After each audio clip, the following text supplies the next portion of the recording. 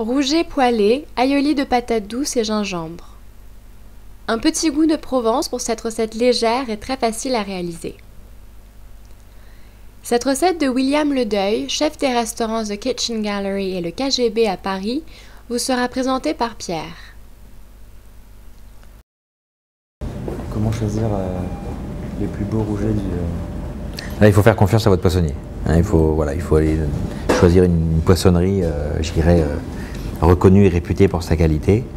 Et puis bon, il faut acheter les rougets en saison, en sachant que les rougets, la saison, on en trouve beaucoup août, septembre, début octobre. On en trouve aussi beaucoup à cette époque, là au mois entre mai, avril, mai, juin.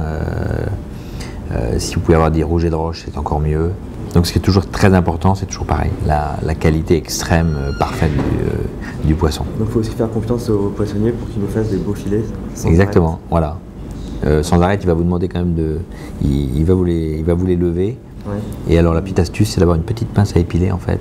Et il suffit d'enlever les petites arêtes, voilà, il y en a 5 ou 6 par filet. Donc effectivement, évitez d'inviter 20 personnes et de faire du rouget ce jour-là, parce que voilà.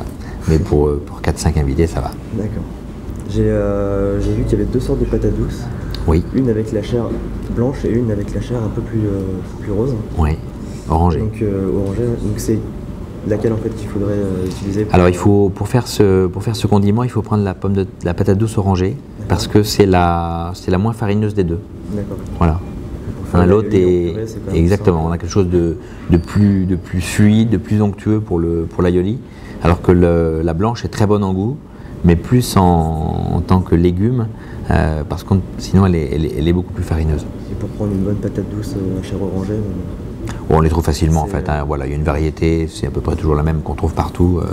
Il faut éviter, quand vous la prenez, il faut qu'elle soit ferme, d'éviter qu'elle soit un petit peu mollassonne, parce que c'est un petit peu molle, ça signifie qu'elle elle date un tout petit peu, et donc elle risque d'avoir perdu et du goût et de la fraîcheur.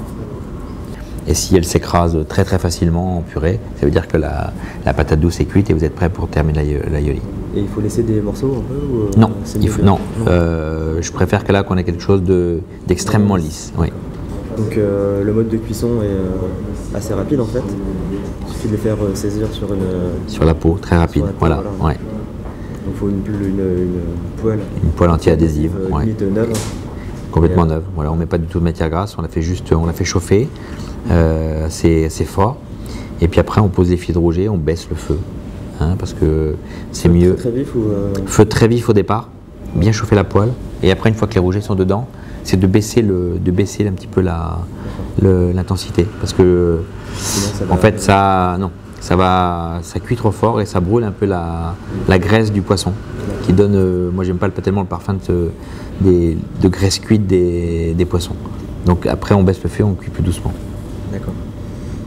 Et oui, donc en fait il y a deux cuissons, donc ça c'est la première cuisson, et ensuite il y a la cuisson au niveau du four. Donc ça c'est une fois que les invités sont là, on repasse nos rougets voilà, exactement. au four. Donc il y a un petit timing, bon ça va dépendre un peu de la taille des rougets, ouais.